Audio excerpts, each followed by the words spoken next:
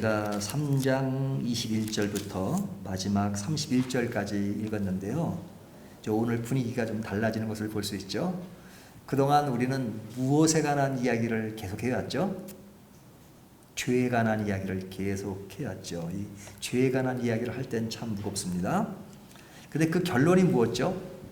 결론은 모든 사람이 죄인이다. 그래서 나도 죄인이다 하는 것이 결론이었습니다. 자, 나도 죄인이다 하는 그 문제를 죄인이구나 하는 정도로 끝나는 것이 아니라 죄인이라면 죄인에게 따르는 결과가 무엇인가 하는 것이에요. 근데 그것이 우리는 쉽게 생각할런지 모르지만 굉장히 심각합니다. 죄인에게 따르는 결말은 뭐냐? 한마디로 이야기하면 사망입니다. 그 사망이라고 하는 것은 3장 23절에 보면 모든 사람이 죄를 범하였음에 하나님의 영광에 이르지 못한다 그러죠. 하나님의 영광에 이르지 못한다는 것은 뭐냐면 여러 가지로 이야기할 수 있는데 미래 차원에서 보면 천국이 없는 겁니다. 죄인은 천국에 결코 갈 수가 없습니다. 우리가 내세를 믿는다면 천국과 지옥이 있습니다. 근데 죄인은 결코 하나님 나라에 갈 수 없다 하는 것이에요. 근데 이것이 미래에만 적용되는 것이 아니라 현재 우리의 삶에서도 적용되는 것인데 현재 삶이 우리가 이렇게 육신적으로는 살아있지만 실제로 죽은 것이다 이거죠. 죽은 것이라는 하나님과의 그런 교제가 끊어졌다는 이야기예요. 교제가. 그러니까 죽은 삶이란가 같은 것입니다. 그러니까 이 죽은 모습이라고 하는 것은 죄의 속성이 그대로 살아있는 겁니다. 그러니까 죄의 그 속성에서 벗어나지 못하는 거예요. 그러니까 우리가 앞에 죄가 무엇인지 죄의 모습이 어떤 건지를 쭉 다루었잖아요. 그 영역을 벗어나지 못하는 겁니다. 그러니까 죄 속에 살아간다는 것이 뭐예요? 늘 분노가 있고 분쟁이 있고 불안이 있고 뭐 여러 가지 그런 요소들이 많잖아요. 뭐 이방인의 죄, 유대인의 죄, 뭐 우리들의 죄를 다룰 때 나타난 그 죄의 성향, 속성, 이 모든 것들을 늘 지니고 사는 거예요. 누가? 죄인이니까. 그래서 죄인의 삶이라고 하는 것은 늘 불안한 거죠. 늘 공포 속에 살아요. 뭐 아닌 것처럼 느낄지 모르지만 우리가 죽음에 대한 불안, 존재에 대한 불안, 뭐 이런 것들 있잖아요. 또 내일에 대한 불안, 이런 것이 있잖아요. 그러니까 이런 불안 속에 늘 살아가는 것은 사실은 따지고 보면 죄의 결과입니다. 우리 속에 죄가 있기 때문에 죄 속에 인간에게 진정한 평안과 기쁨을 줄 수가 없습니다. 죄는 늘 우리를 불안하게 만들고 우리를 힘들게 만들고 고민하게 만들고 그리고 안타깝게 만들고 늘 초조하게 만들고 그렇게 하는 것이 죄예요. 그러니까 죄의 싹슨 사망이라고 하는 것은 그것은 실제로 살아있는 것 같지만 죽은 것이고 하나님과의 관계를 이루지 못하기 때문에 그 속에서 오르는 어떤 영적인 불안함 그런 것들이 늘 지배하는 것입니다. 그래서 죄인의 결과라고 하는 것은 정말 심각한 것입니다. 심각한 것입니다. 근데 그 심각한 선상에 있는 사람이 누구예요? 모든 사람, 나를 포함해서. 그러니까 내가 죄 속에 있는 것이 인생의 가장 불행한 것입니다. 우리가 불행한 사람은 어떤 사람이고 행복한 사람은 어떤 사람이냐 분류할 때 행복한 사람은요 돈도 많고 또 누리고 싶은 거 다 누리고 하고 싶은 거 다 하는 사람이 행복한 사람이라고 합니다. 또 불행한 사람은 뭐 하고 싶어도 할 수 없고 누리고 싶어도 누릴 수 없는 사람을 불행한 사람으로 봅니다. 하지만 진짜 불행한 사람은요 그게 아니라 죄의 문제를 해결하지 않은 사람입니다. 그래서 가진 것 많고 누릴 것 많지만 늘 그 속에 불안함이 있고 초조함이 있고 어찌할 바를 모르고 인생의 방향을 알지 못하는 것 이것이 죄 가운데 있는 인생의 가장 불행한 모습입니다. 그런데 이런 문제가 불행하다면 해결해야 될 거 아닙니까? 해결한다면 이 문제가 해결된다면 불행한 삶이 아니라 행복한 삶이 되겠죠. 사망의 삶이 아니라 생명의 삶이 되고 불행한 삶이 아니라 행복한 삶이 될 것입니다. 그러면 분쟁과 분열과 초조 이런 것들이 아니라 평안한 삶을 살게 되겠죠. 그래서 성경은 한마디로 그런 죄 가운데 살지 말고 죄에서 벗어난 그런 행복한 삶, 어떤 신앙적인 안식의 삶을 누려라. 그렇게 말씀하는 겁니다. 그래서 예수님께서 말씀하시기를 수고하고 무거운 짐진 자들아 다 내게로 오라. 내가 너희를 편히 쉬게 하겠다. 그것이 단순히 어떤 일시적인 그런 편안함을 주겠다는 것이 전부가 아니라 나에게 오라. 너희 인생이 고달프지, 힘들지, 괴롭지, 수고하고 있지, 무거운 짐진 속에 눌려있지. 하지만 나에게 오라. 그러면 내가 너희를 편히 쉬게 하리라. 그렇게 하기 위해서는 너희가 내게로 와야 한다 하는 것을 말씀하고 있는 겁니다. 그러니까 로마서를 통해서 죄인의 싹은 사망이고 그것은 행복이 없는데 행복한 삶으로 변화될 수 있는 그 방법을 지시하고 있는 겁니다. 그런데 그것을 이루기 위해서는 무엇이 해야 되는가 하는 것을 이야기하기 전에 그것을 이루려고 하지만 이룰 수 없는 것이 있다 하는 것을 전제로 한 겁니다. 그것이 뭐냐면 율법으로는 그런 행복한 삶을 이룰 수가 없습니다. 율법으로는. 율법이라는 것은 단순히 법을 지킨다는 이상을 뛰어넘어서 사람들이 그렇게 이야기하잖아요. 인생을 아름답게 살려면요 정말로 깨끗하게 살아야 돼요. 도덕적으로 살아야 돼요. 양심적으로 살아야 돼요. 그러잖아요. 그것은 얼마나 좋은 것입니까? 양심적으로 살고 깨끗하게 살면 좋은 것이죠. 그래야 되죠. 하지만 그렇게 살려고 해서 행복이 이루어지느냐? 완벽하게 산다면 가능하겠죠. 완벽하게 100%. 하지만 성경은 율법을 100% 지키면 가능하다. 그렇죠? 율법 100% 지키면 구원이 되는 거예요. 그것이. 근데 문제는 율법을 100% 지키는 사람이 없다는 것이 문제죠. 그러니까 실제 생활 속에 율법을 100% 지킬 수 없는 삶을 살기 때문에 아무리 깨끗하게 사세요, 도도 살래요 그렇게 해도 어느 정도 흉내는 낼 수 있지만 그것으로 인간이 지니는 기쁨과 평안, 감사 이것을 누릴 수가 없습니다. 행복을 누릴 수가 없어요. 그래서 율법으로는 가능하지 못하다는 것이 지금까지 결론이었어요. 앞으로 계속 나오는 내 얘기예요. 철학과 도덕 또 자기 암시도 있죠. 나는 행복해, 나는 행복해. 자기 암시를 주는 것도 많잖아요. 하지만 자기 암시가 일시적인 행복을 주는 하나의 약간의 처방책은 될지 모르지만 그것이 인생을 진짜 행복하게 만들 수가 없습니다. 철학으로나 도덕으로나 율법으로나 it's impossible. 불가능해요. 그러니까 사람들이 자꾸 어디에 기대는 줄 아세요? 종교에 기대는 겁니다. 종교. 네? 종교. 근데 이 종교라고 하는 것은 인간이 신을 찾는 게 종교예요. 그런 의미에서 기독교는 종교가 아니에요. 많은 종교들이 있잖아요. 그 종교들이 뭘 이야기하냐면 도를 닦거라. 결국은 인생은 나로 된다. 그래서 내 속에서 자꾸만 정화하는 그런 역할을 합니다. 내가 깨끗하게 살아야지, 행복해야지, 이런 것을 자꾸 하고 내가 죄로부터 멀리 해야지. 그래서 멀리 할 수 있는 환경을 자꾸 만들려고 해요. 그래서 여러분, 인간이 무인도에 가서 산다 그래서 죄가 없는 것이 아닙니다. 예? 무인도에 가서 산다고 해서 욕심이 없어지 그러나요? 좀 덜하긴 하겠죠.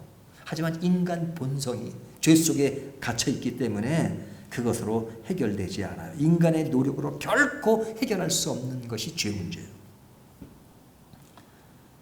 어떤 방법으로도 죄 문제를 해결할 수 없습니다. 그러면 가능한 길은 무엇이냐? 가능한 길은 무엇이냐?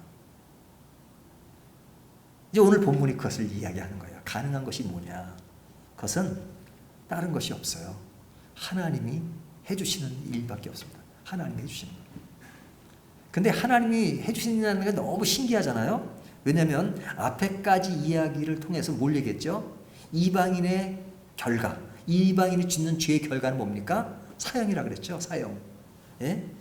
어떤 유대인의 죄를 다루면서 너희는 심판에 이른다 그러죠. 근데 그 심판과 사망을 실제로 하시는 분이 누굽니까? 하나님이시잖아요. 그러니까 하나님이 심판자예요. 하나님이 죄를 지은 모든 인간에게 심판하신 분이 하나님이세요. 근데 그 심판하시는 분이 뭘 할 수 있어요? 구원도 할 수 있는 거죠. 구원도 할 수 있는 거죠. 하나님만 구해줄 수가 있어요. 우리가 이런 예를 들잖아요. 물에 빠진 사람 있어요. 물에 빠진 사람.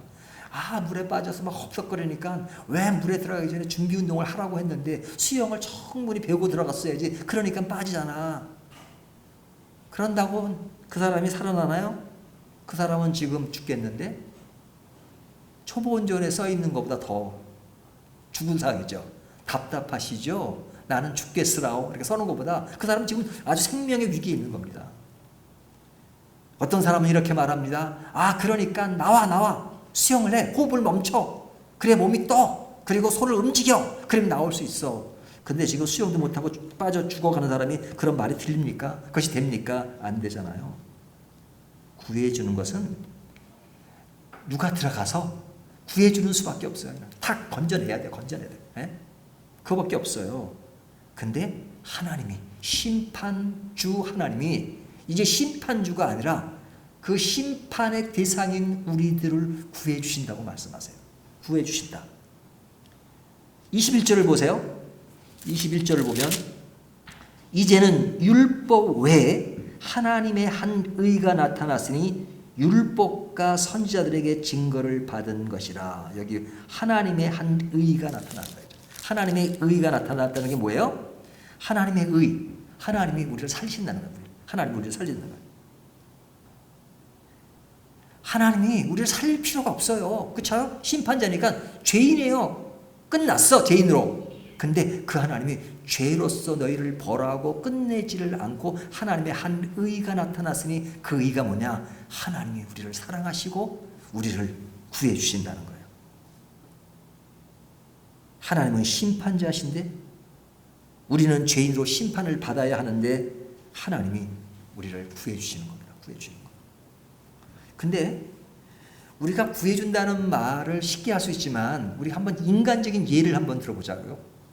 뭐 옛날에 예를 들었던 거지만요. 어떤 왕이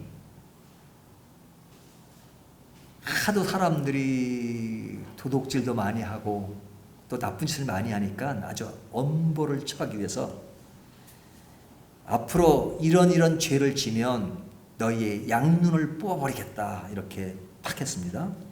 아주 강한 그런 벌을 가하는 그런 명령을 내렸어요. 근데 그 죄로 제일 먼저 걸려든 사람이 누구였냐면 왕의 아들이었어요. 왕의 아들이었어요. 그러면 왕은 그 죄를 범하면 양눈을 뽑는다 그랬어요. 그럼 어떻게 됩니까? 왕이 힘이 있으니까 안 뽑을 수 있죠. 그렇죠? 그냥 슬쩍 지나갈 수 있어요.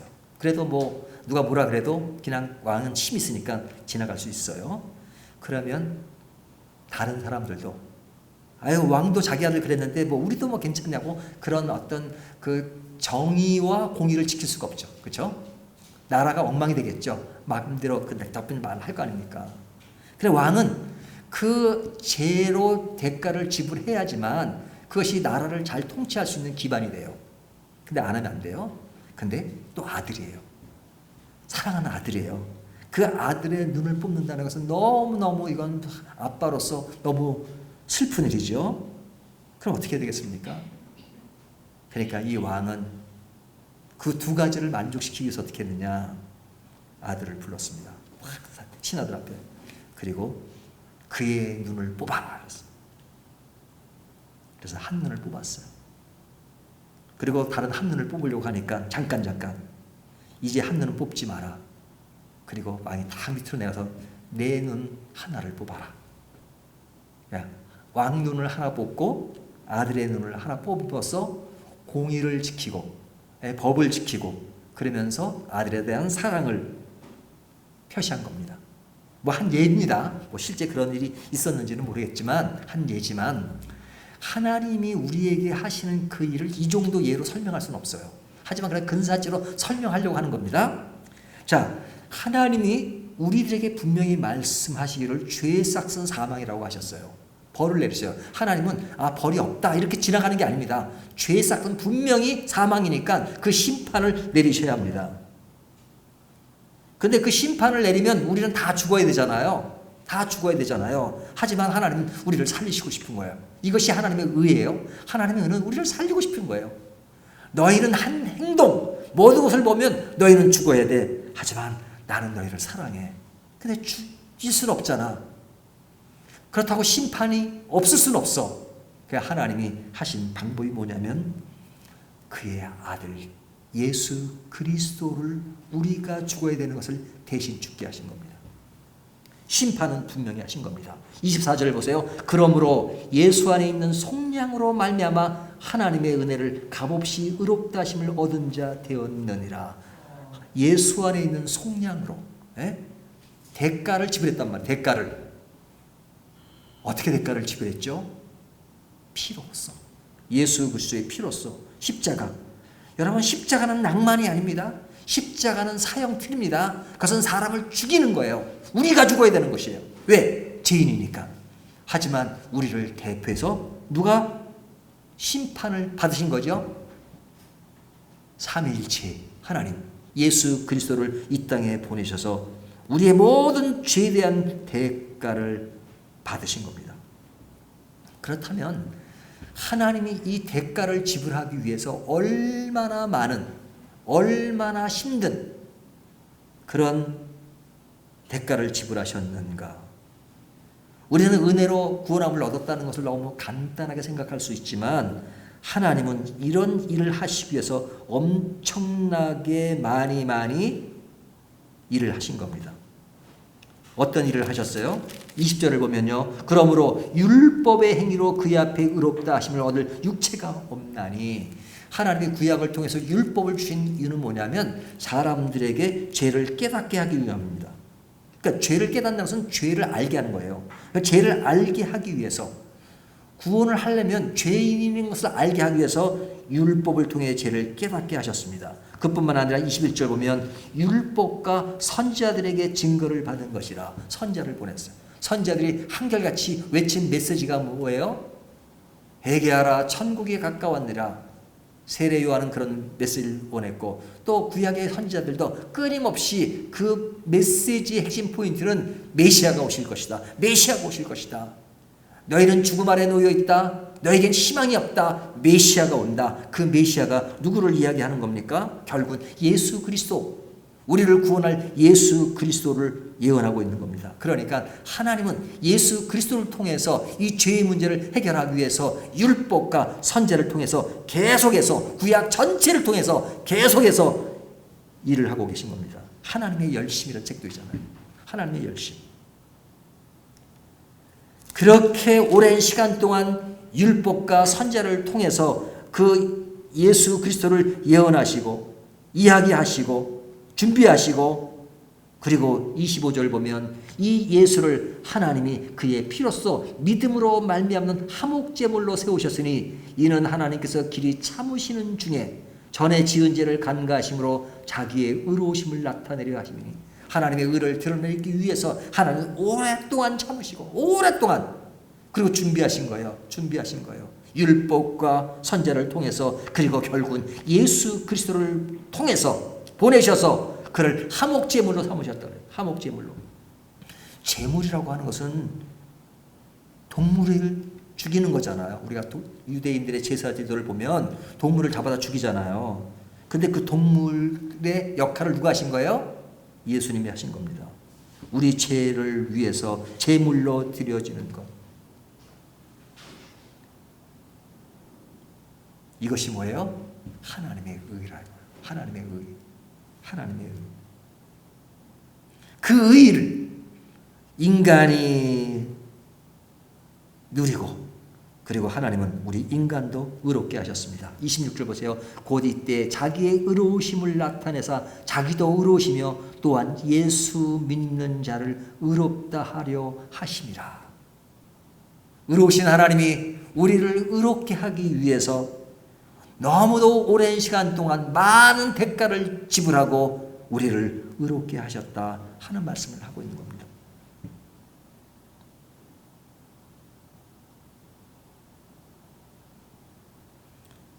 우리는 어떻게 의롭게 되었느냐? 율법이 아닙니다. 율법. 사람들은 법을 되게 좋아해요. 법을.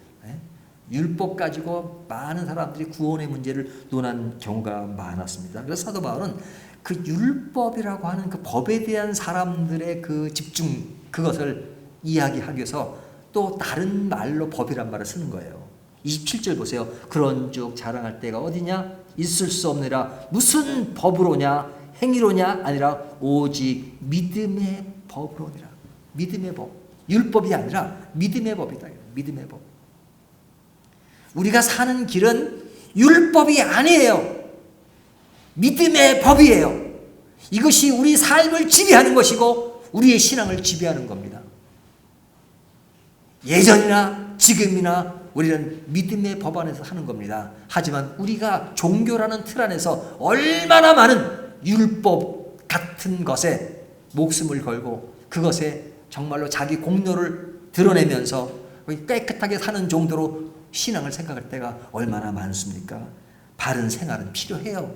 그것은 구원의 결과예요. 하지만 구원의 조건이 아닙니다. 그것으로 결코 구원을 이룰 수가 없어요. 율법으로는 도무지 할 수가 없습니다. 오직 믿음의 법. 그래서 신앙이라고 하는 것은 믿음의 법을 배우는 거예요. 믿음의 법을. 그런데 사람들이 종교심에 쌓이다 보면 믿음의 법에 서는 것이 아니라 율법에 속해요. 나는 율법의 시대를 뛰어넘고 율법을 뛰어넘었다고 하지만 사실은 우리가 실제 생활 가운데는 율법을 기준으로 신앙을 생각할 때가 얼마나 많습니까? 율법은 행하는 것입니다. 하지만 믿음은 신뢰하고 따르는 것입니다. 소속을 달리하는 것이에요. 주인을 달리하는 것이에요. 그러니까 우리의 구원이라고 하는 것은 우리가 죄 가운데 있는 세상에 속했던 우리들이 자리를 옮기는 겁니다. 누구로? 예수 그리스도 안으로. 그래서 신앙의 문제는 doing, 행하는 것이 아니라 being, 어디에 속하는 겁니다. 속하는 것. being, doing이 아니라 being에 속하는 겁니다. 속하기만 하면 내가 할 수 없는 그 모든 것을, 대가를 예수 그리스도께서 십자가를 통해 받으신 거예요. 내가 아니라 하나님이 그 일을 계획하시고 그 일을 진행하기 위해서 그의 아들 예수 그리스도를 통해서 하신 거예요. 그래서 우리의 공로는 0.0001%도 없어요. 완전히 100% 하나님이 하셨습니다. 그래서 그것을 grace, 은혜라고 하는 겁니다. 은혜라는 말은 그예요. 내가 한 것이 아니라 하나님이 하셨다. 우리가 생명의 은이라는 말 많이 하잖아요. 내가 정말로 죽을 수밖에 없는데 어떤 사람이 나를 구해주거나 살려주면 그 사람은 나의 생명의 은이라고 말하잖아요. 하지만 우리의 삶은 잠깐의 삶이지만 영원한 삶의 차원에서 보면 죄에 싹쓴 영원한 삶에서 끝나는 겁니다. 근데 그런 우리를 구해주시고 사랑해주시고 살려주시고 영생을 주시고, 근데 그것을 우리의 어떤 성적을 보고 행하신 것이 아니라 우리의 성적은 도무지 가능성이 없지만 하나님이 그 모든 것을 대신 해주신 것, 그것이 은혜라는 겁니다. 자격 없는 우리를 자격 있게 만들어주시는 것. 만들어주시는 것. 하나님이 우리를 얼마나 참 귀하게 여기시는가.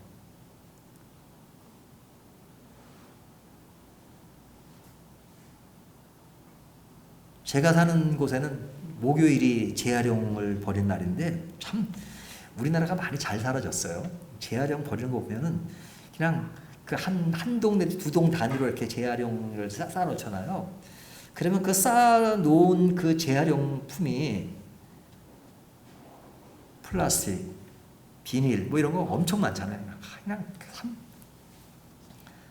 또 뭐 통조림, 깡통 이런 거 많잖아요. 그러니까 이게 이제 우리에겐 버리는 쓰레기예요. 쓰레기 다 갖다 버립니다. 볼품이 없어요. 집에 쌓아놓으면 그건 아직 약간, 그러니까 목요일만 되면요 뭔가 좀 가뿐해지는 것 같아요. 막 이게 좀 지저분한 거 쌓아놓는데 버리면 마음이 깨끗해지는 느낌은 들어요. 그래 쓰레기를 버리는 겁니다. 근데 그 예술가 중에는요 그런 폐품들만 모아서 그것을 작품으로 만드는 사람이 있어요. 작품으로.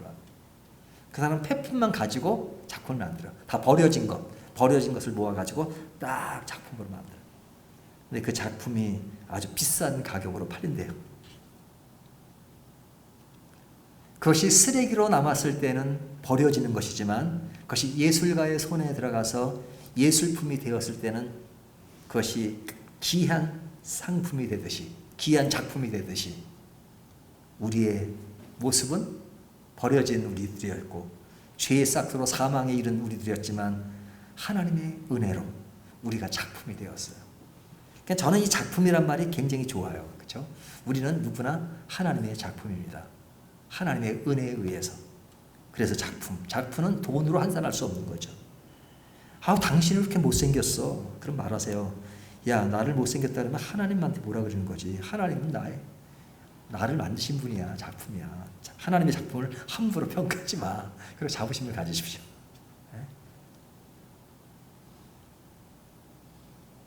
그래서 율법이 아니라 믿음의 법으로, 믿음의 법으로 이제는 그렇게 하신 하나님을 우리가 믿음의 법으로 하나님과의 관계가 유지되고 하나님의 자녀가 된 것. 그래서 믿음의 법을 강조하는 겁니다. 27절 보세요. 그런즉 자랑할 때가 어디냐. 있을 수 없느라. 무슨 법으로냐. 행위로냐 아니라 오직 믿음의 법으로니라. 28절. 그러므로 사람이 의롭다 하심을 얻은 것은 율법의 행위에 있지 않고 믿음으로 되는 줄 우리가 인정하노라. 율법이 아니라 믿음. 그 믿음의 법이란 말을 쓰고 있는 겁니다. 여러분 이것이 얼마나 감사한 일입니까? 너무너무 행복한 거잖아요. 최상의 행복입니다.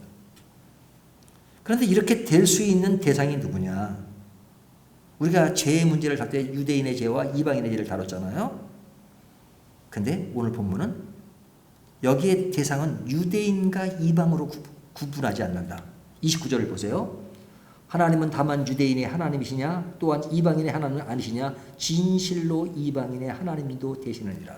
유대인들이 하도 자기들이 하나님이라고 하니까 좀 점수를 좀 주고 있어요. 사도 바울도 유대인이니까. 근데 이방인도 하나님의 사람이다. 그러니까 이 얘기는 뭐냐면 믿음의 법을 강조하니까 믿음의 법에 의해서 구원되는 것은, 그렇죠? 이방인과 유대인의 구분이 없다는 거예요. 이방인과 유대인의 구분이 없다. 누구나 믿는 사람, 믿음의 법으로 되는 것이다. 3절에 보면 할례자도 믿음으로 말미암아 또한 무할례자도 믿음으로 말미암아 의롭다 하실 하나님은 한 분이시니라. 그러니까 할례와 무할례, 유대인들이 할례 무할례를 무척 따졌잖아요. 기준이 되는 것이 아니라 믿는 모든 자에게 구원을 주신다. 믿는 자, 믿음의 법 안에 있는 자에게. 율법이 아니라 믿음의 법이다 이거죠.